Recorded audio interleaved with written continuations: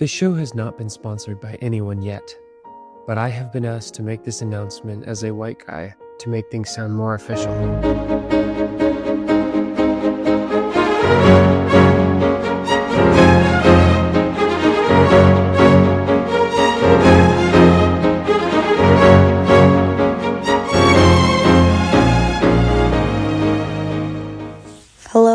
Hello. Hey everyone. Welcome back to my podcast where I like to ramble about my latest food excursions. I do have a blocked nose, so I might sound a little bit nasally in this podcast, but I still wanted to do it because I wanted to talk to you guys. So this week, I want to share my excitement about the Christmas menu. And if you've grown up in Bangladesh, you know that Christmas really wasn't a thing. At least it wasn't when I was back there growing up. And I don't know how it is these days.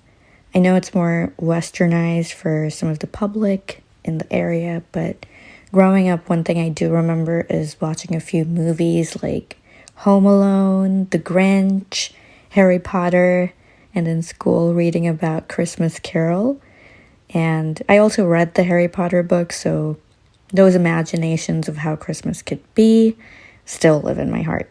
So I'm still a little girl when it comes to it. And when I did experience Christmas lights and the shopping frenzy for the very first time, it was truly magical. I know it's really just commercial, to be honest, but I just love this time of year.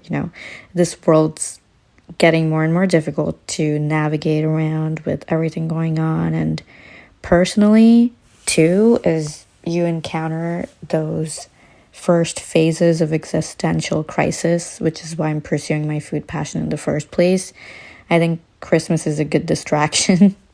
And I know it sounds weird, but I think this time of year with Thanksgiving happening just last week and with Christmas coming up is exactly what at least I needed. And what is needed sometimes. So I really do like this time of year because of the cold.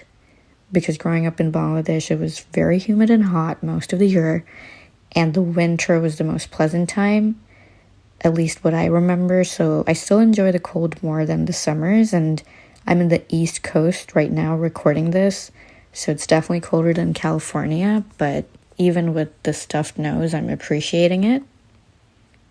So let me first share a download of how Thanksgiving dinner that I hosted back in November 14 went.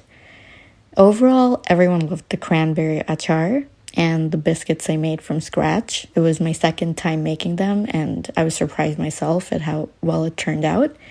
And people also liked my take on the pulled turkey, and many mentioned how they don't like turkey in the first place or the way it's usually made. But it seems like a controversial topic for Americans. I feel like I want to agree with them that turkey isn't really all that. There, I said it. I just tried my best to jazz it up, and I still think chicken is just a better option. I think there was an interview with Kunal Nanjiani, and he was on this late night show with Seth, and he said the same thing, and he was kind of, tiptoeing around the topic first, and he said that out loud because as immigrants, I think we're kind of afraid to say the obvious sometimes, and then when you hear some true Americans who were born here or who celebrated Thanksgiving for years, when they admit that turkey's not all that, it kind of makes us feel validated. So I can say that out loud now that I prefer other proteins over turkey 100%. Even after trying to jazz it up so much, it was truly a wake-up call for me. The success I want to share, though, is that I broke down a whole turkey, and I've never done that before, so that was a good skill to learn.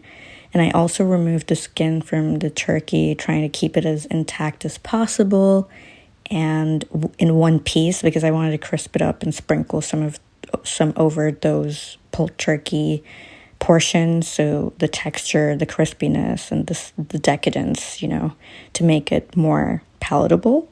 And I think I achieved that, so I'm happy about that, gaining another skill through this experience. But then when I came to Virginia to celebrate the real Thanksgiving with my parents, My mom also doesn't like turkey, and one of her sisters doesn't as well. And we invited her sisters, my cousins, and she wanted to do a whole Musallam Roast Chicken. And it's basically a whole chicken, cooked in a lot of different, like, very subtle spices, nut, creamy sauce, raisins, a little bit sweet, but, with nutmeg as well. So it has all those Thanksgiving-y, smells and aromas. So I thought that was the most delicious thing I've ever had, honestly, with chicken. And I think I'm going to do that from now on for Thanksgiving, whether anyone likes it or not, but you're going to like it, I promise.